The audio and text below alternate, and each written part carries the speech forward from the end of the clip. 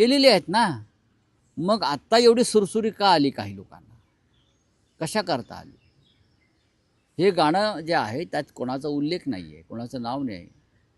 या गाण्यावरती काही लोक रात्री बेभानपणे नाचली बरं का, असं मी पाहिलं. लोक नाचत आहेत, त्याचा राग आला का? मग दाढी काढा, तुम्ही दाढी काढा ना. तुम्हाला दाढीच्या विषयी एवढं, स्वतःच्या दाढीविषयी म्हणजे सगळ्या दाढ्या माझ्याच आहेत किंवा ज्या दाढीवाल्यावरती कोणी काय म्हणतंय ते माझ्यावरच बोललं जातं आहे असं त्यांच्या समर्थकांना वाटत असेल तर त्यांच्या समर्थकांनी दाढ्या सपासट करून टाकाव्यात. काय चाललं या राज्यामध्ये? महाराष्ट्राच्या गृहमंत्र्यांना गृह खातं चालवणं झेपत नाही आहे, हे स्पष्ट दिसतंय. कालच्या घटनेबद्दल मुंबईच्या पोलीस आयुक्तांची बदली व्हायला पाहिजे, ट्रान्सफर व्हायला पाहिजे मुंबईच्या पोलीस आयुक्तांकडून. काय केलं त्यांनी? हा संपूर्ण कट 1.5 तास 2 तास आधी सुजला होता. काय करत होते मुंबईचे पोलीस?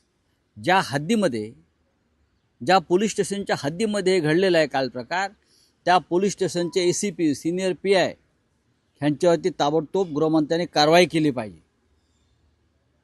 इतका गंभीर प्रकरण आहे.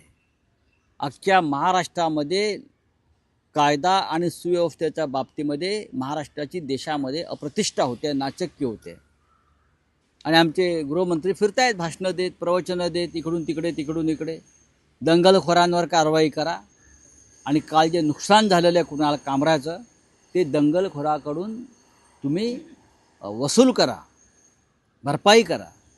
कुणाला कामराला जिवे मारण्याच्या धमक्या येत आहेत, ठार मारण्याच्या धमक्या येत आहेत. सोशल मीडियावर धमक्या दिला जात आहे, तुला सोडणार नाही, तुला ठार करू. हे कोण लोक आहेत? हे कोण आम्ही धमक्यांना भीक घालत आमच्यासारखे लोक, पण तो कलावंत आहे. त्याला संरक्षण द्या असं मी म्हणत नाही, पण धमक्या देणाऱ्यांवर कारवाई करा. तुम्ही संरक्षण देणार नाही हे आम्हाला माहिती आहे, पण धमक्या देणाऱ्यांवर कारवाई करा. बोला. पण राऊत साहेब, अभिव्यक्ती